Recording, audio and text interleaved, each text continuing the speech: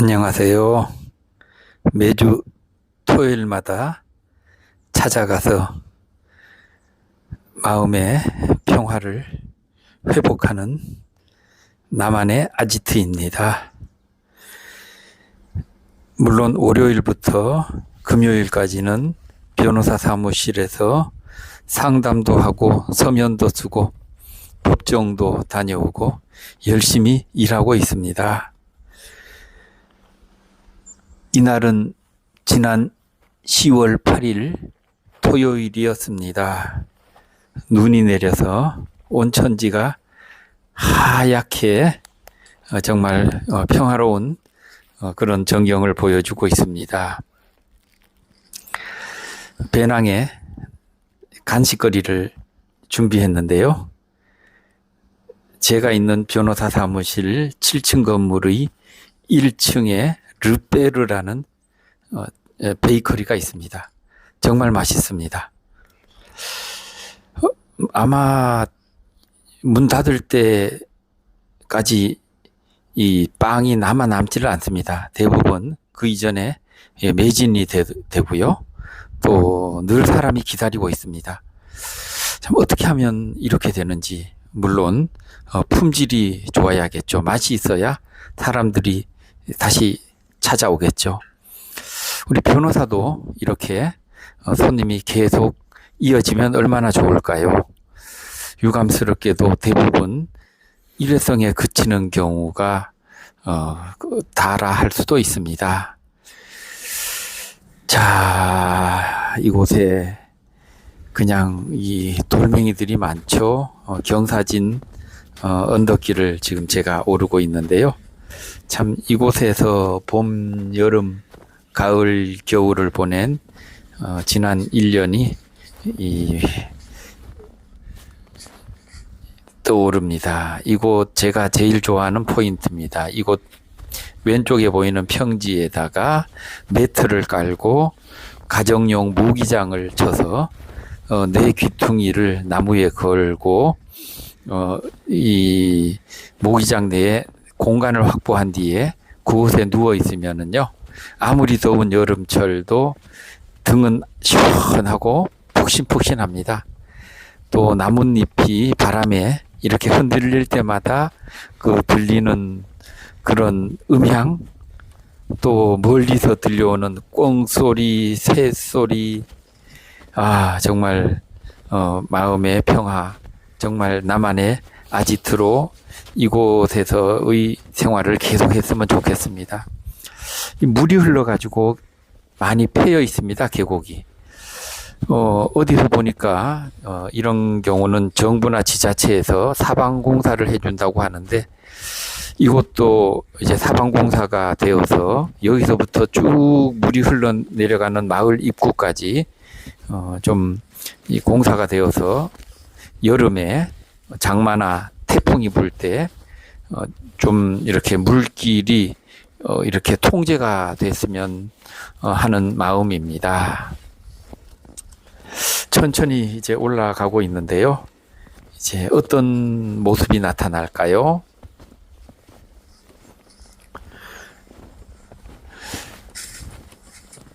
우리가 전원 생활을 할 때 가장 신경을 써야 될 것이 바로 안전이 아닌가 합니다. 한번 미끄러져서 골절이라도 생기면 이런 장소에 안 가느니만 못한 결과인 셈이죠. 자, 여기에 이렇게 참 저는 보물이라고 생각하는데요. 이렇게 돌멩이, 바위, 이 돌들이 참 많습니다. 예. 좀 중장비를 동원해서 일거에 싹 치워 버리고 싶은 마음도 있는데 어떻게 하면 좋을까요? 저는 일단 머릿속에 생각만 하고 있습니다. 그 다음 대책을 생각해 봐야 하니까요. 여기는 지목이 임야라서 함부로 손을 댈 수가 없습니다. 참고로 저 멀리 보이는 포인트는 마을도 보이고요. 전망이 아주 좋아서 금년 여름에 저곳에다가 뭐 이렇게 벤치라도 놓고 또 그네라도 하나 달면 어떨까 하고 머리를 굴리고 있습니다. 이거는 무슨 짐승의 발자국인지 모르겠어요. 발자국이 제법 큰데 멧돼지 같지도 않고, 예, 그렇습니다. 참 이런 눈 내린 곳에서도 이 생명이 존재하니까. 그런데 여러분들 전에도 한번 말씀드렸다시피 지난번 첫눈 폭설 때 이 엄청난 나무가 부러졌습니다. 이 나무 길이가 거짓말 좀 보태서 한 50m 될라나요? 야, 굵기도 제 허리만큼 굵습니다. 너무 안타까워요. 정말 보기에도 우람하고 멋있고 한데 색상도 좋죠. 나만 그런가? 너무 아쉽습니다. 예, 이렇게 나무가 부러져 있으니까. 제가 미국 이제 여행 가서 요세미티 공원에 간 적이 있는데요. 거기는 이렇게 나무가 부러지면 치우지 않고 그대로 놔두더라고요. 이것도 자연의 일부니까. 저도 당분간은 놔두고 있는데 앞으로 어떻게 처리해야 될지 모르겠습니다. 나무 2개가 부러져서 서로 엉켜져 있습니다. 여기 이렇게 바위가 있는데 저는 이곳을 병풍바위라고 그냥 혼자 이름 지었습니다. 여기 이제 여름에 가면 늘 다람쥐가 나와서 저를 쳐다보던 곳인데요. 좀 먹이라도 준비해 가야겠어요. 이제 새 여름에는. 이곳은 뭐 그냥 작은 폭포입니다. 이 계곡에 이렇게 급경사 절벽이 있으니까 위에서 물이 떨어지고 있는데 수십 년째 위에서 이 물과 함께 내려온 모래 또 낙엽들이 쌓여 있습니다. 그래서 물이 잘 고여있지 않고 밑으로 빠져내립니다.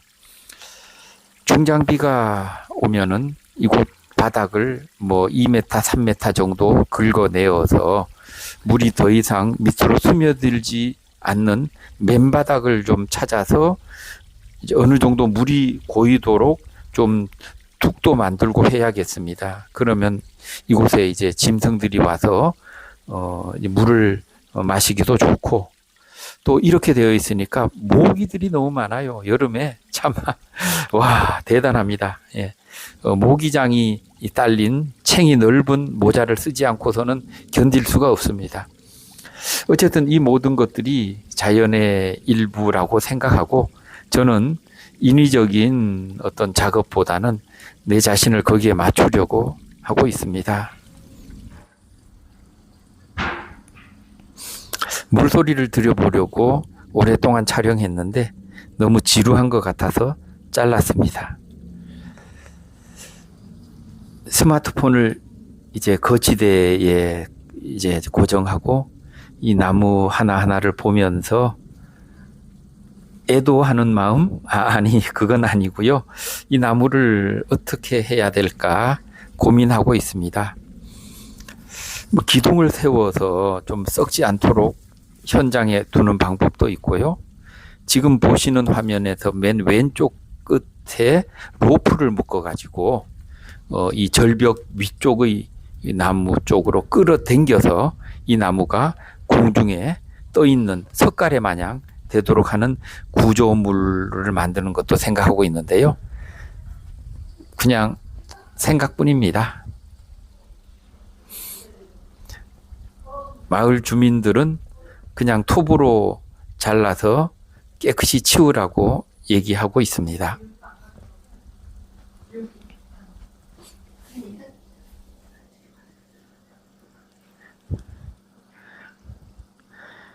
예, 이 왼쪽으로 로프를 묶어서 이 쓰러진 나무를 한쪽으로 들어 올리면 사람의 키보다 높은 공간에 이제 석가래 모양으로 있을 수 있다라는 생각하고 있는데요. 여러분들 어떻게 생각하는지요?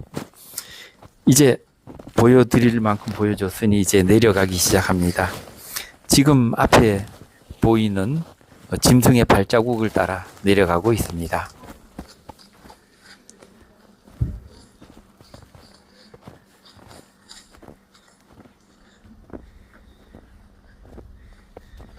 돌도 네모 반듯하게 이쁘게 깎아놨습니다.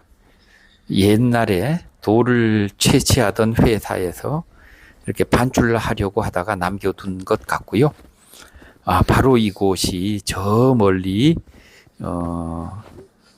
마을도 보이고 건너편 산도 보이는 정말 뷰가 좋은 곳입니다.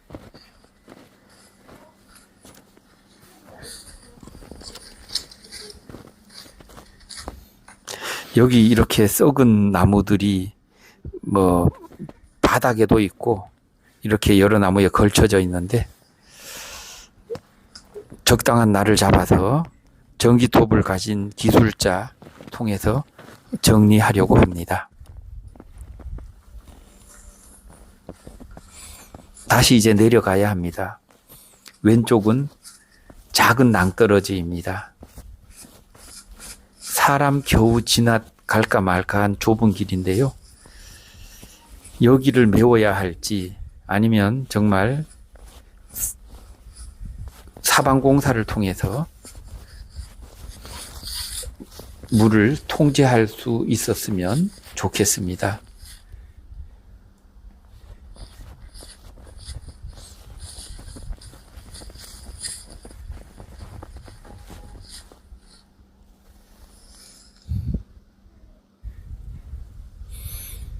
여기는 그 하단의 또 다른 평지입니다.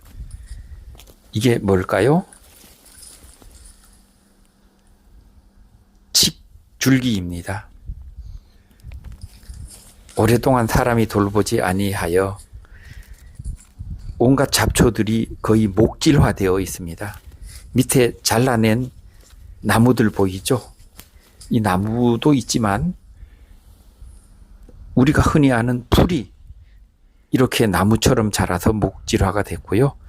이 덩쿨 잡초들이 이 나무 꼭대기까지 올라간 모습이고요. 자, 이제 여기서 저 멀리 전방을 바라보는 뷰가 나타나고 있지요.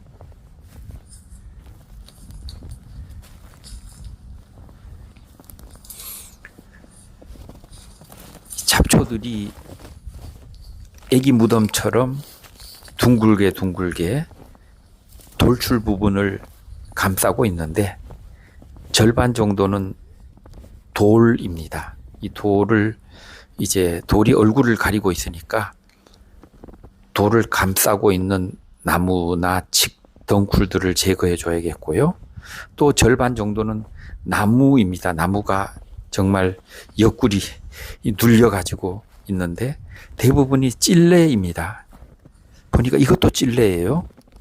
다른 나무들은 이 덩쿨 식물에 짓눌리고 숨이 막혀서 그냥 다 썩어 있는데 찔레만큼은 그 안에서 새로운 새싹을 피우면서 열매를 맺히고 있어서요.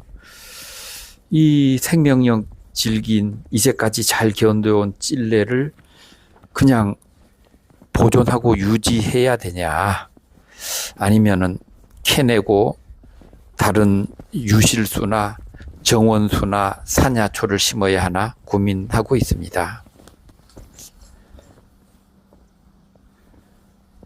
여기에 덩굴식물로 심어져 있는 건 여주입니다.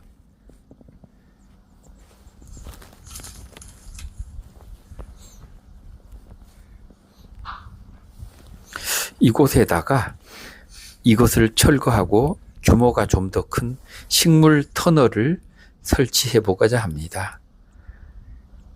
마을 뒷산의 전경이 보이고 있습니다.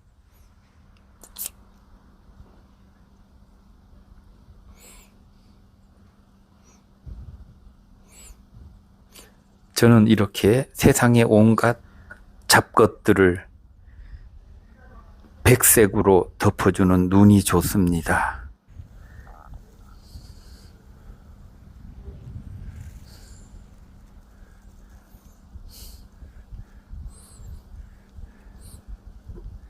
제 아지트의 상징인 느티나무와 큰 바위입니다.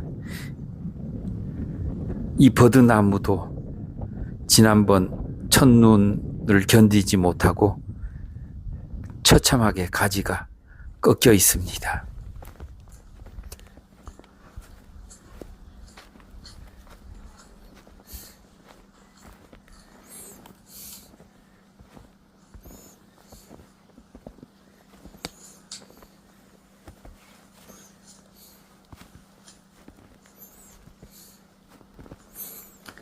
이 나무가 쓰러진 곳에는 여러 나무들이 심어져 있는데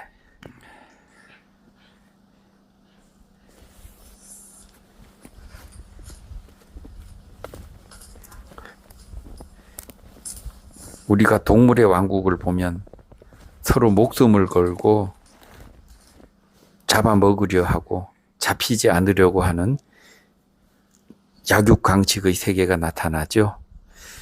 뭐 이런 식물 세계도 별 다를 바가 없지 않나 그렇게 생각합니다. 이렇게 살아남고 또 소멸하기도 하고 무궁화를 심었습니다.